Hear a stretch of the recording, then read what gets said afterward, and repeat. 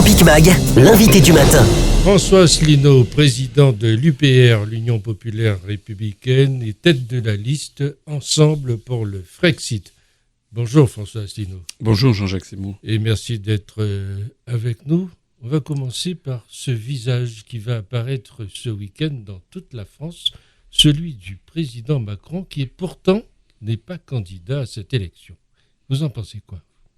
Je pense que c'est une dénaturation complète des institutions. Le président de la République française, normalement, est un arbitre au-dessus des partis. C'est comme ça que Charles de Gaulle avait conçu la Constitution, et c'était d'ailleurs l'une des raisons essentielles pour lesquelles le président de la République a normalement beaucoup de pouvoir en France. Maintenant, M. Macron devient chef de parti, c'est minable.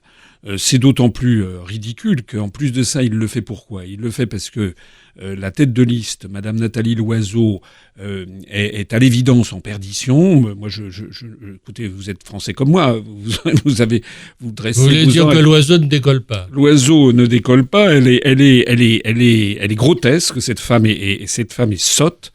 Cette femme n'a aucun sens politique.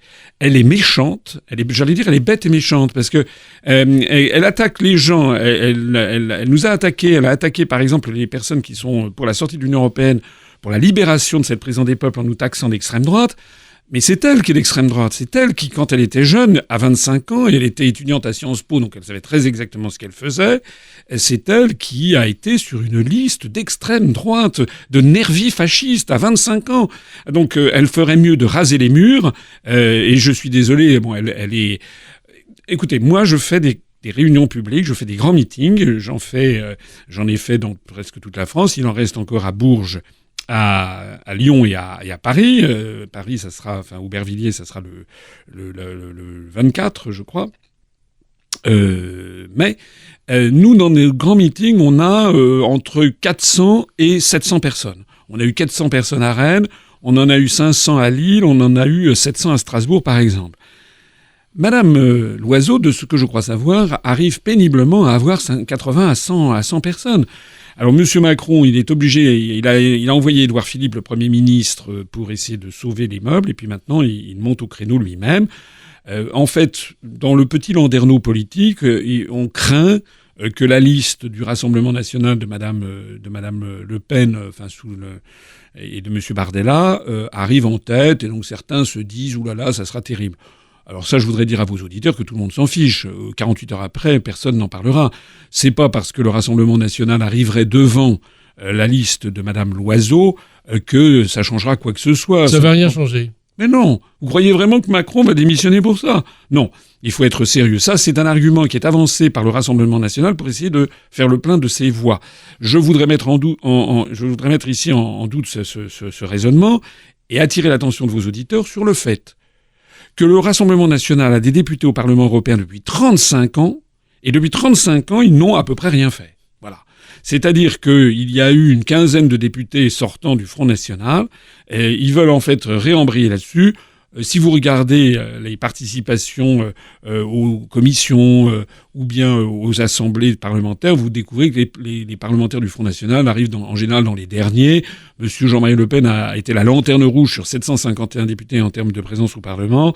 Et puis, non des moindres également, Monsieur Philippot a brillé par son absence et notamment il a réussi ce tour de force, Monsieur Philippot, de participer à zéro session dans la commission à laquelle il appartenait pendant les 5 ans écoulés. Puisque vous parlez de Philippot, justement, c'est vrai, c'est Algarade que vous avez eu avec lui ou Non, ça c'est encore des bruits. Non, ça c'est... Alors là, j'apporte le démenti le plus total, c'est faux de A à Z, je ne sais pas d'où cette rumeur est sortie.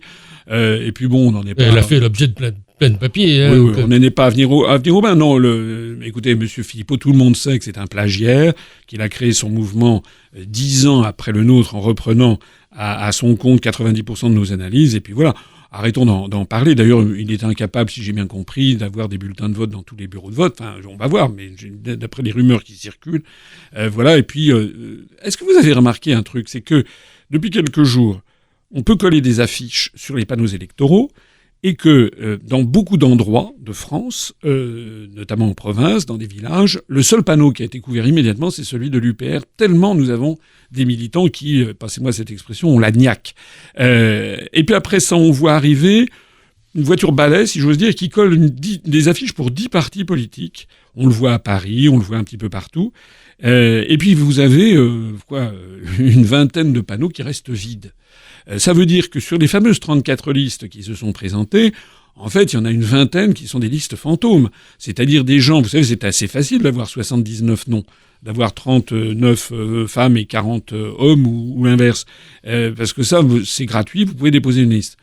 Mais c'est tout autre chose que d'avoir ensuite les moyens financiers pour se payer les bulletins de vote, pour se payer la profession de foi, pour se payer les affiches, et ensuite pour coller les affiches sur les panneaux électoraux. Alors nous avons des bulletins de vote dans tous les bureaux de vote, des professions de foi qui vont être adressées à tous les électeurs, des affiches pour tous les bureaux de vote, et puis on a la force militante pour aller coller les affiches.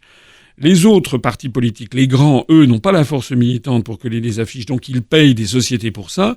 Et puis vous avez, je vous dis, une vingtaine de listes qui n'ont même pas les moyens d'avoir d'affiches ni de bulletins de vote. Donc au total, le choix des électeurs, ça sera à peu près 12, 13, 14 listes sur les 34. Oui, j'allais vous parler justement de ces 34 listes parce que tout ça, ça va alimenter l'abstention. Oui, ça alimente l'abstention, ça alimente aussi la pulvérisation des votes. C'est-à-dire, si vous voulez, il y a des gens qui vont se dire « Oh là là, de toute façon, j'y comprends rien, je vais pas aller voter ». Ou alors des gens qui vont se dire « Oh bah là, tout ça, c'est des petites listes, moi je me concentre sur les 2 ou 3 ». C'est fait pour. Et donc j'attire l'attention de toutes les personnes qui m'écoutent. Surtout, ne tombez pas dans ce piège. N'allez pas éparpiller vos votes sur des listes totalement inconnues. Focalisez-vous sur les listes les plus importantes. Et moi, j'aurais tendance à dire, bien sûr, je vais prêcher pour ma paroisse, mais c'est quand même profondément vrai, je crois. C'est que sur ces 34 listes, vous en avez 33 qui sont pour une autre Europe, pour l'Union européenne. Alors bon, celle de M. Philippot, mettons-la de côté, mais et puis vous en avez fondamentalement une qui est la nôtre, nous sommes le seul mouvement politique qui depuis plus de 12 ans appelons les Français à se rassembler au-dessus du clivage droite-gauche pour sortir de l'Union européenne et de l'euro. Les autres sont tous des changeurs d'Europe, ils sont tous pour une autre Europe et ci et ça. Mais en fait, tout le monde sait qu'il n'y aura pas d'autre Europe. Donc en fait, les autres listes mentent aux électeurs. Comment se déroule votre campagne ? Elle se déroule bien. On a sur le terrain un excellent accueil, j'en parlais tout à l'heure. On a aussi, je crois, dans le public, les gens parlent de plus en plus de l'UPR et de moi-même. Je vois, par exemple, à Paris, quand je me promène dans la rue, je faisais un petit décompte, les gens que je croise, quels sont les gens qui me reconnaissent, etc. Et je vois des gens qui me reconnaissent sans pour autant venir me voir. Je vois dans le regard de certaines personnes qui ne votent pas pour moi. Mais il y en a d'autres aussi qui viennent me voir. J'ai un peu le sentiment qu'actuellement, dans Paris intramuros, on est à peu près aux alentours de 30-35% de taux de notoriété.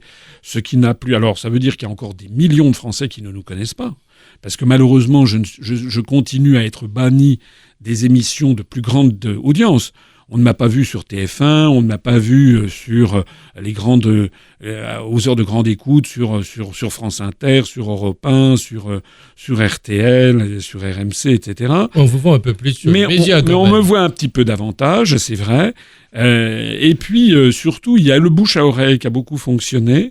Et donc, ça n'a plus rien à voir avec ce que c'était en 2017. Je pense qu'en 2017, si vous voulez, il y avait peut-être 5 à 10% des Français qui me reconnaissaient, et encore. Maintenant, dans Paris, je vous dis, on est aux alentours de 30%. Ça veut donc dire qu'il y a des millions de gens qui ne nous connaissent pas, mais il y en a aussi maintenant des millions qui nous connaissent, et aussi des millions qui nous connaissent, et plutôt de façon positive. Je n'ai jamais été agressé dans la rue. Les gens qui viennent me voir sont toujours des gens qui me disent « Continuez, c'est formidable, continuez comme ça, je vais voter pour vous ». Et donc je compte beaucoup sur le bouche à oreille pour surmonter le handicap que nous avons en matière médiatique. Parce que handicap, il y a quand même, c'est très très important. Vous avez vu, le CSA a défini les temps de parole officiels pour les listes, et vous avez Madame Loiseau ou Monsieur Macron qui se ramasse 55 minutes uniquement pour les spots officiels. Comme si Macron, les gens n'en avaient pas la nausée. Enfin, Macron, on en fait une indigestion de Macron. Macron n'en peut plus. Vous savez, il y a un petit dicton chinois qui dit faire de l'irrigation en période de crue. Macron, il sort par les trous de nez, Et on nous remet encore du Macron pendant 55 minutes, pendant les spots officiels. Après ça, vous avez Madame Le Pen ou Monsieur Bardella, sa tête de liste, qui ont droit à 48 minutes. Après ça, vous avez Bellamy qui a droit à je sais plus combien, une 30 et quelques minutes. Et puis nous, on fait partie, on est traité comme le parti animaliste ou comme je sais pas quoi, c'est-à-dire on a 3 minutes 30. Alors que nous sommes le 3e ou le 4e parti politique de France en nombre d'adhérents payants. C'est absolument scandaleux. On a donc 2 minuscules spots d'une minute 30 secondes qui vont passer sur les chaînes. Ça veut dire que le verrouillage médiatique continue. Eh bien, moi, j'invite ici... Que vous aviez dénoncé lorsque c'était passé devant le Parlement, d'ailleurs. Absolument. Et j'invite ici tous les auditeurs à comprendre ça, à comprendre qu'il y a une lutte maintenant au couteau, une lutte féroce, et qui est d'empêcher les partisans du Frexit, les partisans de la sortie de l'Union européenne, de la libération de toutes ces contraintes qui découlent de l'euro, de l'Union européenne. Eh bien, il faut qu'on se mobilise et qu'on fasse mentir les sondages. Et moi, j'ai quand même bon espoir que l'on fasse un score très supérieur à ce que les sondages nous donnent. J'ai d'ailleurs eu l'occasion, vous l'avez peut-être vu sur notre site. Actuellement, on nous donne entre 1 et 2. Bon, moi, je vois en tout cas que sur le terrain... Il faut 5% faut 5% pour avoir 3 députés. 5%, c'est beaucoup, et à la fois c'est beaucoup, et à la fois c'est pas beaucoup. C'est l'élection où on peut avoir des députés, c'est quand même celle-ci avec 5%. Mais c'est vrai qu'avec 34 listes, ça devient très compliqué. Il va y avoir d'ailleurs des listes, sans doute, peut-être que le Parti Socialiste ne va pas franchir les 5%, n'aura pas de députés pour la première fois depuis 40 ans. Peut-être que M. Dupont-Aignan, qu'on donnait au début à 8 et qui n'a pas arrêté de baisser tout au long de la campagne pendant les sondages, peut-être que lui-même n'arrivera pas aux 5%. Donc il faut vraiment donner un grand coup de collier. Et puis je dirais aux auditeurs que si vous voulez vraiment envoyer une vraie gifle politique à Macron, il faut voter pour l'UPR. C'est-à-dire le vrai opposant. Parce que des opposants comme le Rassemblement National ou France Insoumise, qui passent tout le temps dans les médias, c'est pas des vrais opposants. Les vrais opposants, on les cache. Voilà. Nous, on nous cache. C'est la preuve que nous sommes les vrais opposants. Alors, malgré ce que vous pensez de l'Union européenne et que vous avez maintes fois exprimé, vous présentez une liste aux élections européennes. Et beaucoup de gens, même des sympathisants, se disent « mais pourquoi il y va ?» Non, ça je crois que ça a été Enfin, j'ai répondu souvent à ça, mais bon, est-ce que je répondrai à ça, c'est que c'est comme si des gens, par exemple, nous sommes contre l'euro et que des gens disent bah oui, mais vous utilisez l'euro pour payer. Bah oui, on peut pas faire autrement. Donc là, si vous voulez, on veut sortir de l'Union européenne, on veut se libérer de ce carcan. Mais un parti politique doit se présenter aux élections. Du reste, nous sommes là-bas pour, si on a des députés, je peux vous assurer que ça va déménager. On va faire, à chaque fois qu'on aura la parole, on dénoncera la dictature européenne, on dénoncera la prévarication, les détournements de fonds, le gaspillage que nous observerons. Et nous avons une chaîne de télévision UPR TV qui en est à 112 000 abonnés. Eh bien, je prends ici l'engagement que nous aurons toutes les semaines un reportage sur les coulisses de Bruxelles, du Parlement de Bruxelles ou du Parlement de Strasbourg, et pour montrer aux Français ce qui s'y passe. Donc nous ferons ce qu'a fait Nigel Farage au Royaume-Uni, et on rendra de ce fait populaire la sortie de l'Union européenne, la libération de l'Union européenne, on le rendra populaire aux yeux des Français et puis aux yeux du reste du monde. Ça va être une formidable caisse de résonance, une tribune pour nous donner la parole. Je lancerai même ici un appel aux gens qui hésitent entre Rassemblement National, France Insoumise et ci et ça. Je leur dis qu'à l'évidence, Rassemblement National, France Insoumise ou bien DLF, on dit clairement qu'ils ne voulaient pas le Frexit. Ils ne veulent pas libérer la France de l'Union européenne ni de l'euro. Même si vous êtes sympathisant du RN ou de France Insoumise, profitez-en pour leur envoyer un message très clair. Votez pour l'UPR. Parce que si l'UPR fait un score qui surprend tout le monde, eh bien les états-majors de ces partis vont se dire « Tiens, on est peut-être allé un peu trop loin ». Parce que moi, je connais beaucoup d'électeurs de France Insoumise et beaucoup d'électeurs du Rassemblement National qui sont complètement scandalisés de voir que leurs dirigeants ont décidé comme ça de dire non, on reste dans l'UE et dans l'euro. Vous savez, il y a des gens qui se sont laissés prendre au leurre de France Insoumise. Ils croyaient que le plan B consistait à sortir de l'UE. Il n'y a jamais eu de plan B. Et puis, il y a beaucoup de gens qui votaient pour le Front National et qui pensaient que Mme Le Pen voulait sortir de l'UE. Vous avez vu qu'elle a dit qu'il n'en était plus du tout question. Soit dit en passant, ce ne sont pas des partis très démocratiques. Parce que sur un sujet aussi fondamental que la souveraineté nationale, On peut pas changer à 180 degrés ou laisser une incertitude, un flou artistique sur un sujet comme ça quand on est un parti politique sérieux. Ça veut dire que les gens, les électeurs et les militants et les adhérents de ces partis politiques, en fait, sont bernés, sont dupés. Alors nous disons, si vous avez le sentiment d'avoir été berné, dupé par vos partis, profitez-en, lâchez-vous, votez pour vos convictions, votez pour le Frexit. Du reste, il y a un seul tour. Le 26 mai, il n'y a pas 2-3 tours, donc toute voix comptera. Et nous, si on dépasse 5% des suffrages, on aura des députés, mais je peux vous dire encore une fois que ça va vraiment changer, ça va vraiment déménager. Monsieur Mélenchon, il a été député européen pendant 14 ans.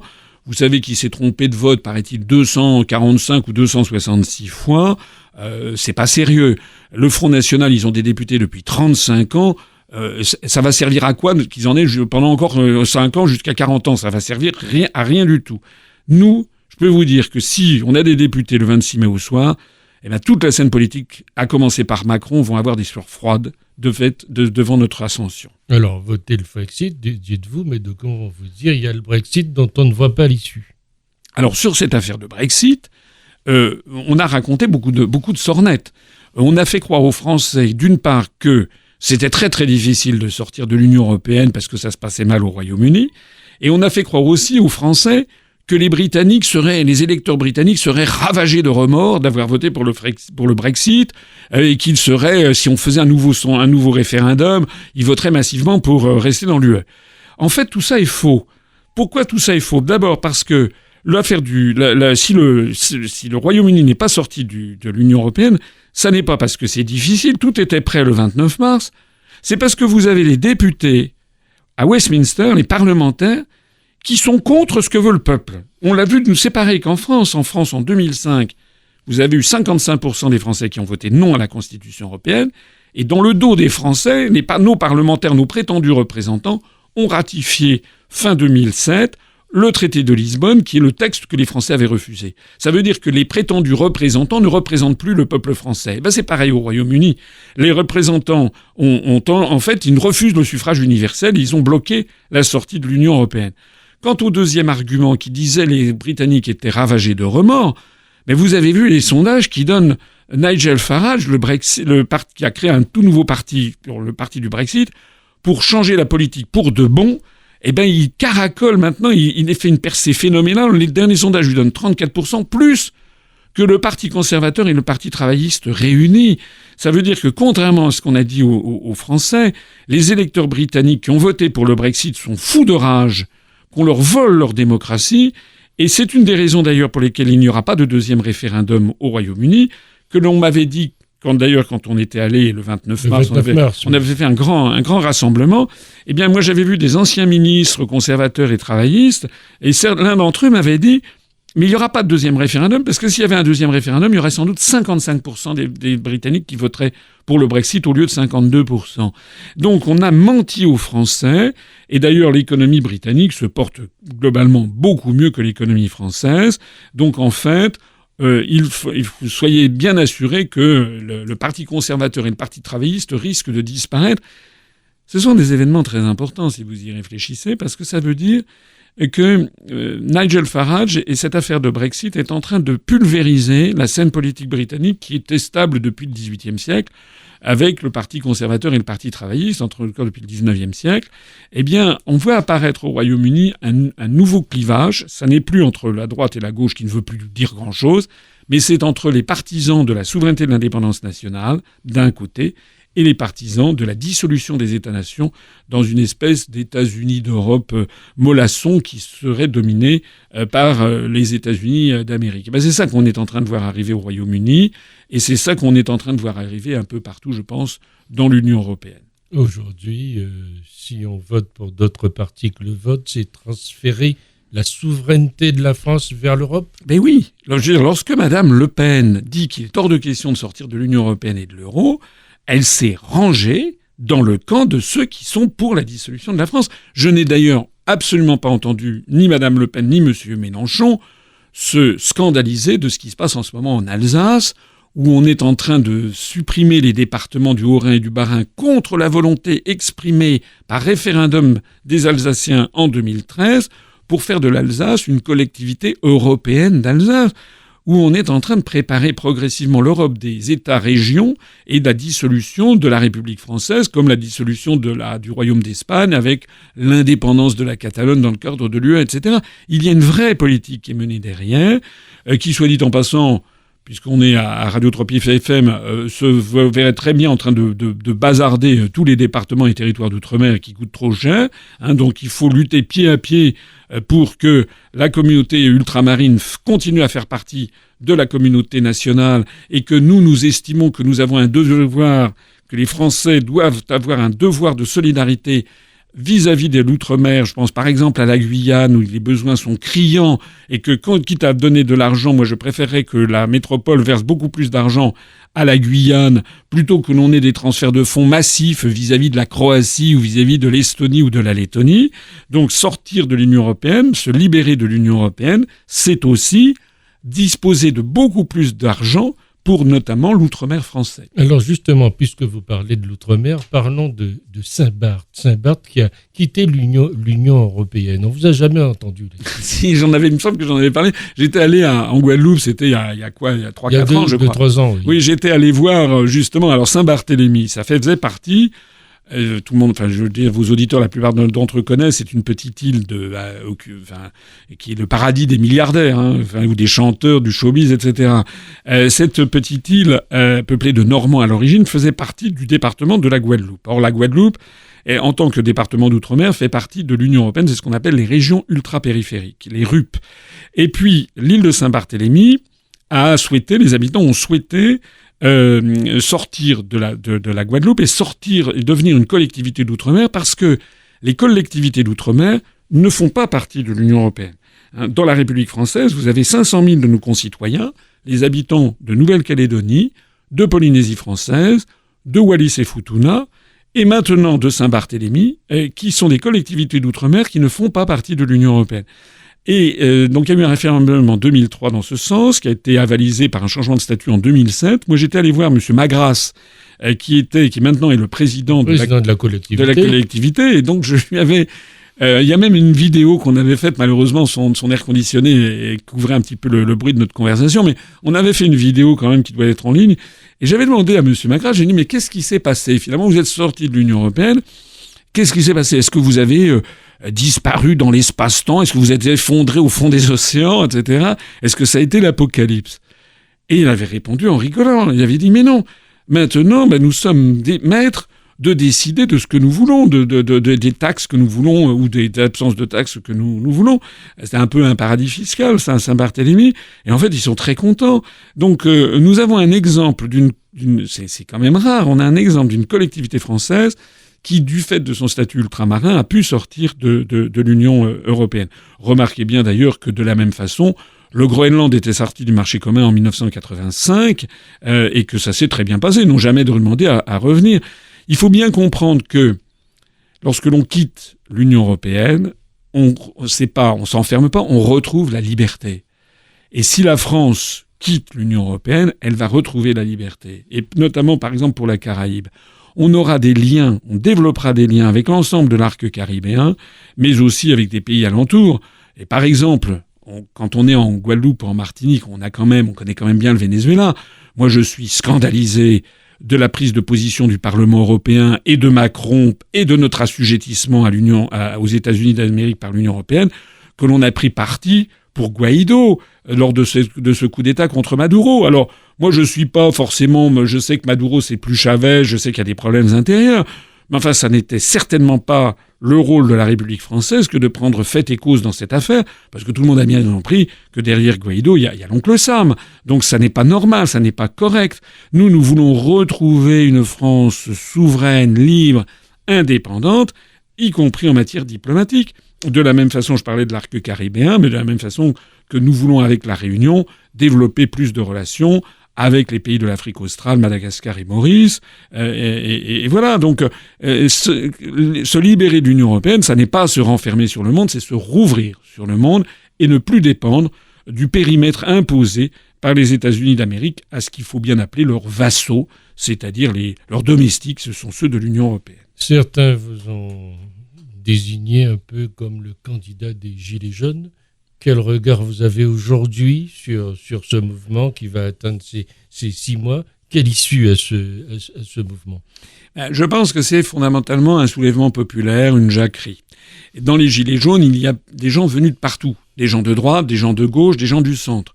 Vous avez des étudiants, des retraités, des chômeurs, des agriculteurs, des salariés, des chefs d'entreprise, des artisans. Vous avez un peu toute la France. La France qui proteste, en fait, d'une part, contre l'abaissement progressif de son niveau de vie, d'autre part, contre le vol de démocratie. Parce que personne en France n'a jamais voté pour, par exemple, la privatisation d'EDF, la privatisation des aéroports, la privatisation de la SNCF. Personne. Et pourtant, c'est une politique qui nous est imposée sous Sarkozy, sous Hollande, sous Macron. C'est plus les présidents de la République qui décident. Ça vient d'ailleurs. Alors, ce qui s'est passé, c'est que ce mouvement, sur les ronds-points, les gens ont discuté. Ils se sont posé la question de l'absence de démocratie. Ils se sont tournés vers Étienne Chouard. Étienne Chouard, vous le savez, nous a appelé à plusieurs reprises. Il a dit encore récemment, il était à l'île de la Réunion. Oui. Voilà, il a dit qu'il voterait pour notre liste parce qu'il dit qu'il estime que nous sommes les seuls qui posons les vrais problèmes, c'est-à-dire la dictature européenne. Et de proche en proche, effectivement, nous sommes devenus nettement plus populaires de fait, parce que beaucoup de Gilets jaunes nous ont découvert d'ailleurs à cette occasion.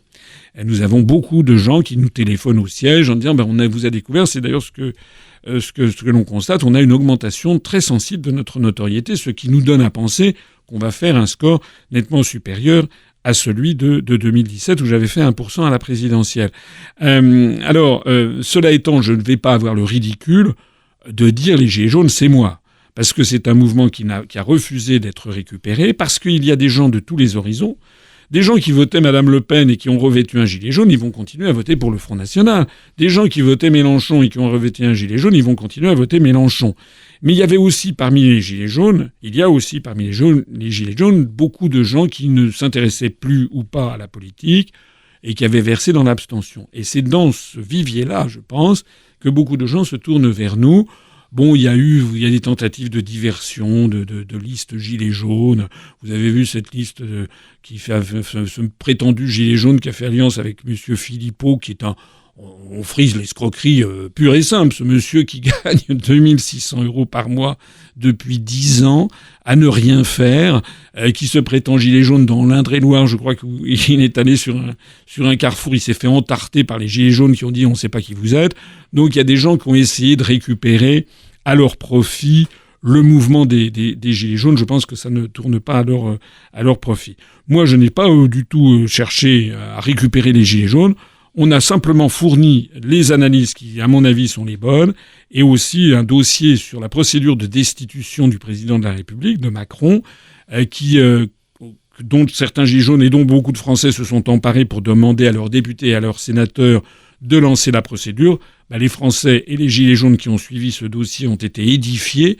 C'est-à-dire qu'il y a un seul député, un député de l'Essonne, monsieur Marlin, qui a accepté de prendre à sa charge cette procédure de destitution. Je rappelle qu'il faut 58 députés pour la lancer et 35 sénateurs, en vertu de l'article 68 de la Constitution.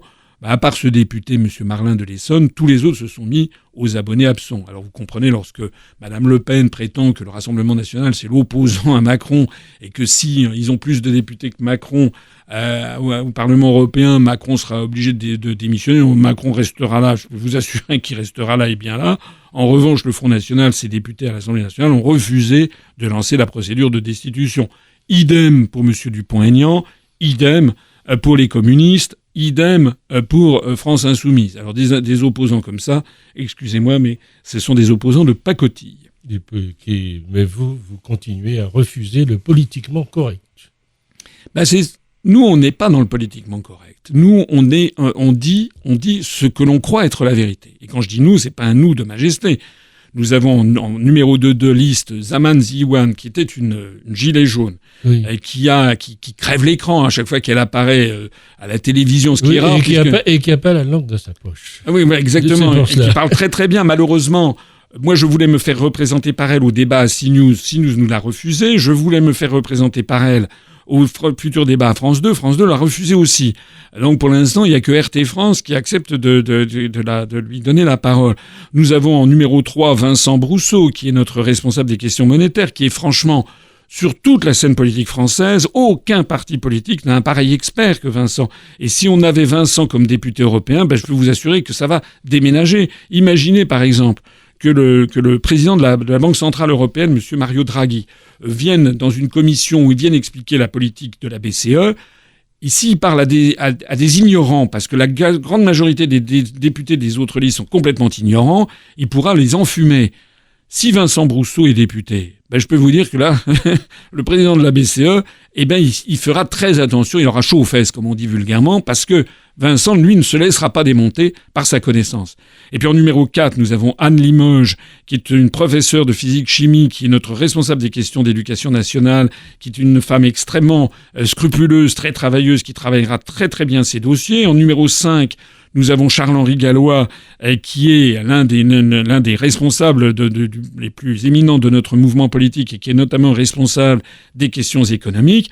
Donc franchement, je ne vais pas vous donner la liste des 79, mais on a vraiment des gens qui veulent se battre et qui auront ce dynamisme pour aller dire ce que nous pensons être la vérité. Donc vous avez raison, nous, il n'y a pas de langue de bois à l'UPR, nous, on dit la vérité, et c'est justement ça qui dérange.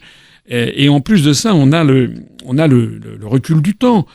On peut reculer grâce à Internet, on peut revoir ce que l'on disait, ce que je disais à la présidentielle il y a 2 ans, ce qu'on disait il y a 3 ans, il y a 5 ans.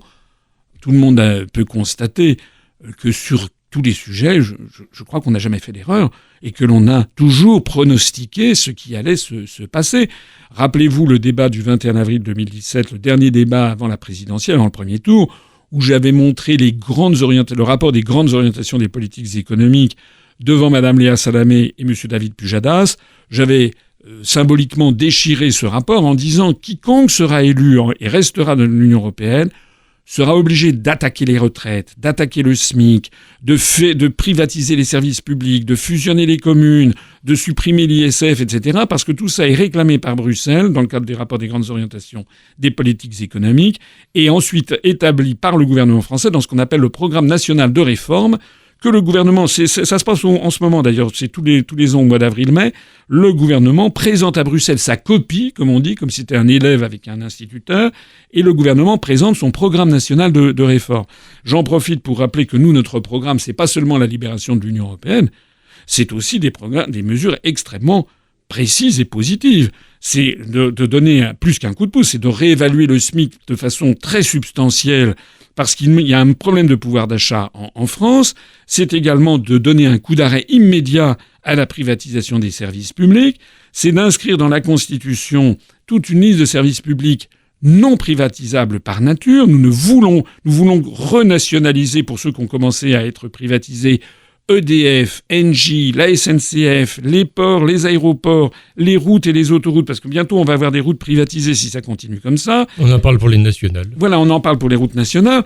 La poste, les hôpitaux. Nous voulons inscrire dans la Constitution française le principe de la sécurité sociale pour tous et des retraites par répartition. Et nous nationaliserons également toutes les banques qui auront recours à des fonds publics pour échapper à la faillite. Donc et tout ceci, bien entendu, est absolument impossible dans le cadre de l'Union européenne.